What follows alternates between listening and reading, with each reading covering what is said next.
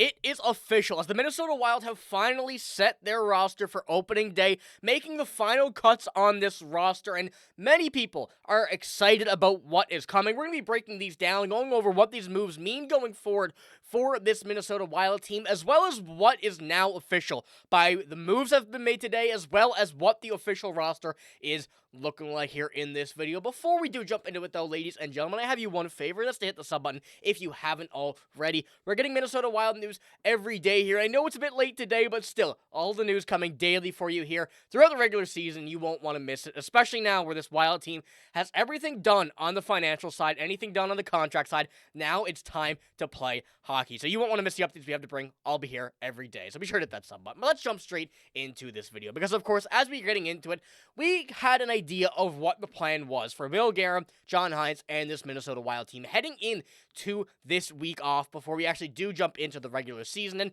we've also seen quite a bit of time now with the players sitting, getting games here in the preseason of what the mindset behind Bill Guerin and John Hynes is going into this regular season opener. Now, I want to pull up these moves that were made today. And the Minnesota Wild have placed Tyler Pitlick and Cal Peterson on waivers. That means Vinny Hinostroza will be on the roster and have to be submitted on Monday. Now, Hunter Hyde was also sent down. Liam Ogrim, Daniil Yurov, David Jiricek, as well as Jesper Wallstedt and Zeev Boyum all stick. Now, although there was a lot of confusion with this tweet when it was out, but basically, Tyler Pitlick, Cal Peterson, and Hunter Hyde all going to the AHL, assuming Tyler Pitlick and Cal Peterson do not get claimed. So having Liam Ogren here, Daniil Yurov here, David Jiricek here, we knew Wallstedt and Boyum would likely be here as well, but the three that I just mentioned all have officially made this roster, and there was questions surrounding them if they had done enough, if we had saw Daniil Yurov, Liam Ogren, and David Jiricek all have the opportunity to make the NHL. Liam Ogren was someone who has gotten so much better. He's been shouted out by this team multiple times throughout preseason.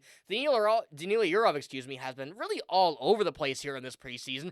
That made me a little bit unsure whether or not the Wild actually thought where he was going to play would be the right option, but they made their choice. They have him where they want him, and they want to stick him somewhere that they'll have to see, and whether or not the lines are actually going to be confirmed is still yet to be determined, but we now know David Jiricek and Daniil Yurov will both be on this team and be an integral part of the development of this team going forward. Now, going into the Wild potential season opening roster, this comes from The Athletic, Michael Russo, and Joe Smith. Go check it out once again. All their articles, I use a lot of them here. Shout out to those guys. Of course, they are the biggest Wild insiders out there, so always love to use their stuff. They always have some very good insight on it that I can add on top of my own. But going into it here as well, you see the roster: Kaprizov, Rossi, Boldy, Eriksson Ek, the highlighting the offense here. I'm not going to go out and read everybody, but Nico Sturm is someone here on this roster that still may not be in the opening day roster, may be still injured, and will at least be someone that is going to be interesting to see whether or not he is going to be in the starting lineup for Game 1. And I'm going to show what the projected starting lineup is from Puckpedia here in a moment, and of course, this will change day by day at this point when we start to get more stuff coming out. But as of right now, it does seem like Nico Sturm has the option at least to start the season on the actual team, but also could be on not the injury reserve, but still be injured and not start the season. Now, Matt Zuccarello on the injury reserve, we now know his is 6 to 8 weeks until he could return, and of course, whether that means whether that means we see someone like Vinny Hinostroza, Liam Ogren, Daniil Yurov get sent down. Still, a lot of time to see what the Wild want to do when he does come back, and I think this is kind of extending the tryout a little bit for Daniil Yurov, Liam Ogren, on the side of things where if they're not playing great and Matt Zuccarello is able to come back, they'll probably get some time down in the AHL, especially where they have no waivers to go through. They can just be sent down as it is. So, with them playing good now, it's only a bonus to get a few extra games here against some full NHL teams and have them actually go up here against some of the players and teams that are built to win Stanley Cups. And at this point right now, the Wild are definitely climbing into that spot. The defense, we see Damon Hunt there as well with David Jiricek, Zach Bogosian, Zeev Boyum. Some definitely interesting names here, and as we know, I've been seeing as well, Jonas Brodin still a little bit hurt as of late, so whether or not he will be on the opening day roster, or opening day lineup, I should say, is still yet to be determined because David Jiricek now has been showing very good signs. Zach Bogosian as well, a veteran leader on this team that will be used, I think, not every day, but in some very important times. And Damon Hunt, the interesting one here, who they did claim from waivers a couple days ago from the Columbus Blue Jackets, or I should say yesterday at this point, from the Columbus Blue Jackets. He is on this roster right now because knowing that he has to go through waivers once again to get down to the AHL, he would likely be claimed. And with the crowd of players that were on there today heading into waivers, and of course, we're going to know who is going to be claimed tomorrow, whether we see Tyler Pitlick or Cal Peterson claimed, there are a lot of names that the Wild may be interested in. And I don't want to make any kind of decisions here because I think they love this roster right now. I love this roster. I love the way it's built out. But they don't want to put Damon Hunt on through that because he would ultimately likely be claimed once again by the Blue Jackets or at least someone else who is interested. So that's why he is here, and I do expect him to actually get some game action, but maybe not be a regular to start the year. But Filip Gustavsson and Jesper Wallstedt also here, as we know, the two goalies for this year. Filip Gustavsson, the big contract he signed, but Jesper Wallstedt is going to be a very interesting one as well. Looking for a big bounce back year. He's done it so far in the preseason. I expect him to continue that into the regular season and be a very important part of this team. Now, Filip Gustavsson, we know, is going to get the majority of games as he has the past few seasons. He's been climbing and climbing up like that over the past years and has been someone that we can trust to go 65 games if really needed. But Jesper Wallstedt is a very good safety blanket and ultimately going to be taking that starting position in a couple of years' time.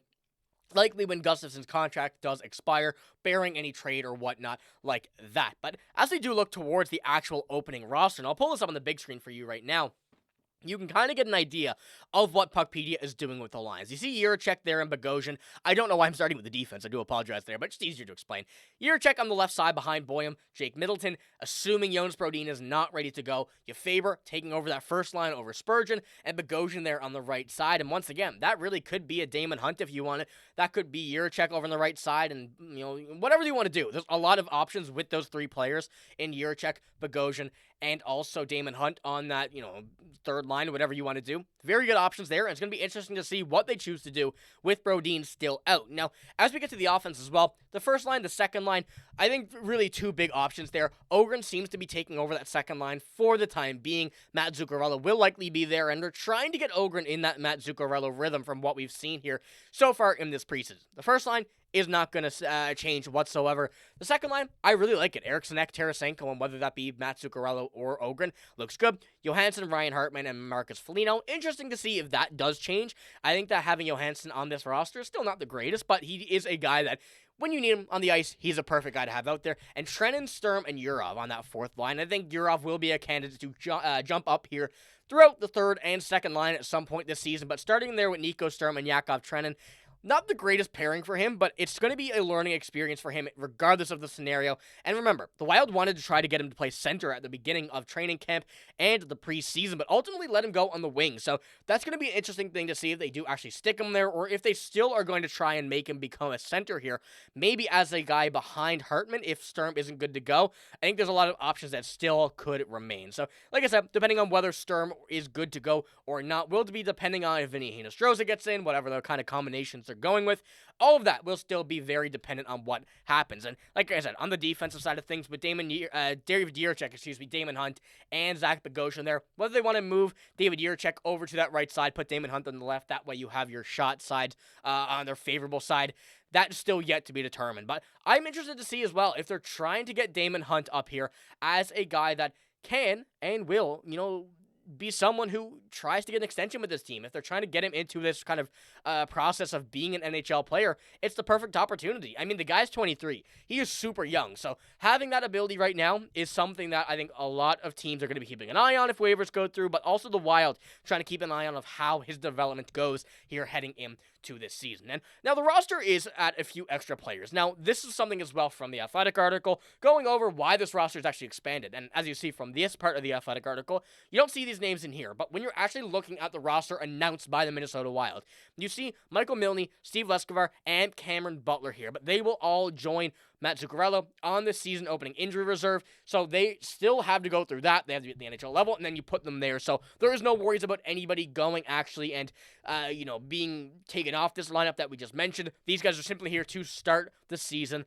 on the IR. So Just another thing to kind of mention, throw in there. But one thing that this does confirm for us, and of course Michael Russo puts it out here, is that this team is on the page of now getting younger. We've seen it over the past couple of years, them trying to bring in a new wave of younger players. We know how good the Wild's depth chart has been over the past couple of years when it does come down to prospects, how good their prospect pools have been.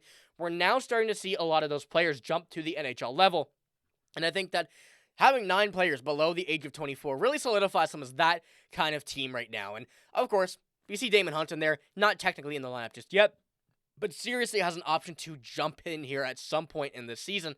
But when you're looking at some more guys like we've been mentioning, I think there was one that is going to be jumping in here in this lineup soon, depending on what happens. And, at this point right now, I think it's tough to justify. But we do see a lot of these younger defensemen come in here and, have that possibility. And especially Carson Lambos, who to me right now seems like the closest on the defensive side of things. Hunter Height, who just got cut, being the closest on the offensive side of things. That, once again, is bringing up a lot of these younger guys to take over, and it proves that Bill Guerin and John Hynes trust them in the role that they're looking to get. So I'll be interested to see at the end of the season, of course, what number is actually below the age of 24. And I want to know what you guys think, if there's anybody else on this that's not on this list, that would be on the NHL team by the end of the season that could really expand into the under 24 category. And I mean, when you're looking at the rest of the NHL, you see the Wild there right at the bottom. This is sort of by the average age, and I know my camera's covering it up just a little bit, but it's 28.5. So going into this, being the Canadiens, the Sabres, and really the Flyers, below only ones below the age of 27, you're putting the Wild in there with some very good company of teams that are mid-rebuild, where we're right here on the edge, on the doorstep of the playoffs, and have been getting in there, and now it's just time to move on. It goes to show how good the Wild prospects have been and how much they're trusting them going forward. So I want to know what you guys think about that, as well as the final moves that were made today. I think no surprises, but ones that we can actually see now come into the NHL level, perform as they will, and go from here. So let me know what you think about all of that here in the comments below. That's all I got in this video. If you did enjoy, give it a like, hit the sub button as well. I'm signing out, though. Thank you for watching. Hope you have a great day. See you later.